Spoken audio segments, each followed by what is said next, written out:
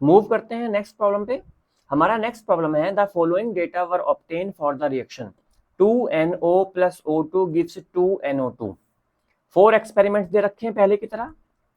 Experiment में NO reactant NO का concentration दे रखा है, रिएक्टेंट O2 का कंसंट्रेशन दे रखा है चारों एक्सपेरिमेंट का, और हमसे कहा है कि initial ROF rate of formation of NO2 molar minute inverse means mole litre inverse minute inverse, rate of formation given है। पूछा क्या है, पूछा गया है ऑर्डर ऑफ रिएक्शन निकालना है रिएक्टेंट NO के रिस्पेक्ट में, O2 के रिस्पेक्ट में, rate law, overall order of reaction and rate constant. बिल्कुल न्यूमेरिकल पहले की तरह है जो प्रीवियस न्यूमेरिकल हमने किया है। यहाँ पे अब ट्विस्ट क्या है कि हर बार हमें कंसंट्रेशंस दिए हुए होते हैं, साथ में रेट ऑफ रिएक्शन दिया होता है, रेट ऑफ रिएक्शन गिवन होता है, बट इस बार क्या गिवन है, rate of formation.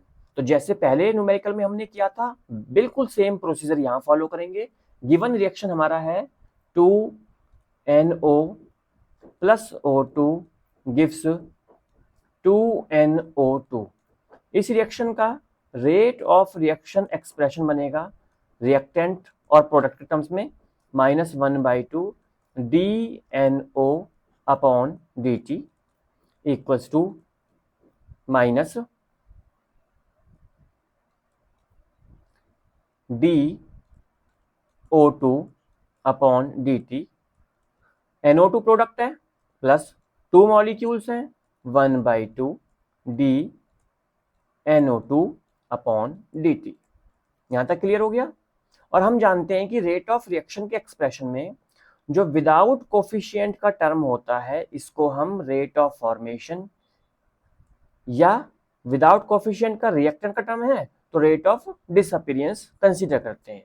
Therefore rate of formation क्या हो गया, रेट ऑफ फॉर्मेशन है बेसिकली DNO2/dt, यानी रेट ऑफ रिएक्शन के एक्सप्रेशन में बिना कोफिशिएंट, कोफिशिएंट है 1/2, विदाउट कोफिशिएंट का जो टर्म बचा वो रेट ऑफ फॉर्मेशन है। क्लोज आई से अगर हम ध्यान से कंसीडर करेंगे, ऑब्जर्व करेंगे तो rate of reaction basically 1/2 into rate of formation of NO2 होता है। ध्यान से देखिए रेट ऑफ रिएक्शन क्या है, NO2 का ये टर्म क्या है, ये टर्म है रेट ऑफ फॉर्मेशन, इसके आगे कोफिशिएंट क्या है 1/2, तो basically rate of reaction is equals to 1/2 rate of formation. और रेट ऑफ फॉर्मेशन हमें गिवन है, तो हमें रेट ऑफ रिएक्शन अगर निकालना है तो क्या करना है 1/2 इंटू रेट ऑफ फॉर्मेशन करना है। एक्सपेरिमेंट नंबर 1 की रेट ऑफ फॉर्मेशन वैल्यू 7.2 है, तो रेट ऑफ रिएक्शन वैल्यू बन जाएगी 3.6 इंटू 10⁻²।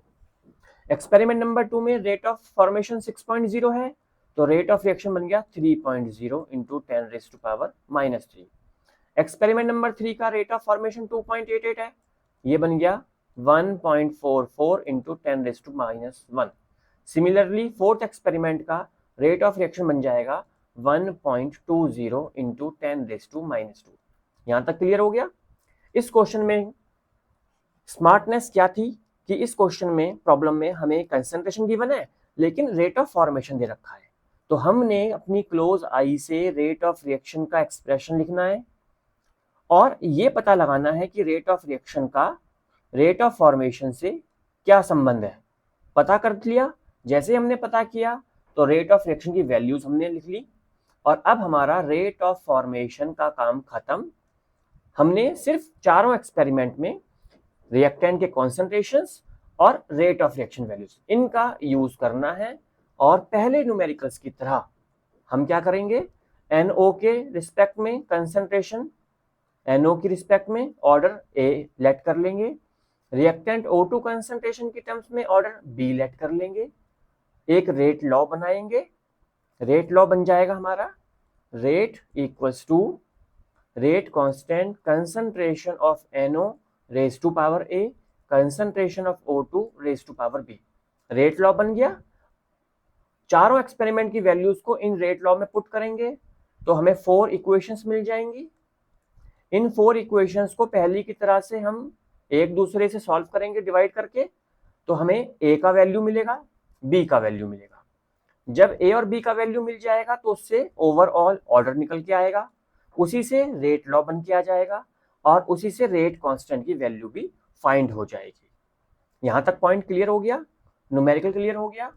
तो पिछले न्यूमेरिकल में भी रेट ऑफ फॉर्मेशन गिवन था और इसमें भी रेट ऑफ फॉर्मेशन गिवन है। ये स्मार्ट क्वेश्चंस हैं, बोर्ड में अक्सर ज्यादातर पूछे जाते हैं। इसके अलावा कंपटीशन में भी ये क्वेश्चंस पूछ लिए जाते हैं, तो इनकी अच्छे से प्रैक्टिस करनी है।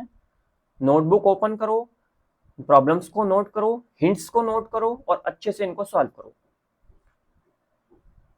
ओके देन, आज की क्लास हम यहीं कंप्लीट कर रहे हैं। इसके बाद नेक्स्ट क्लास में अगले टॉपिक के साथ मिलेंगे।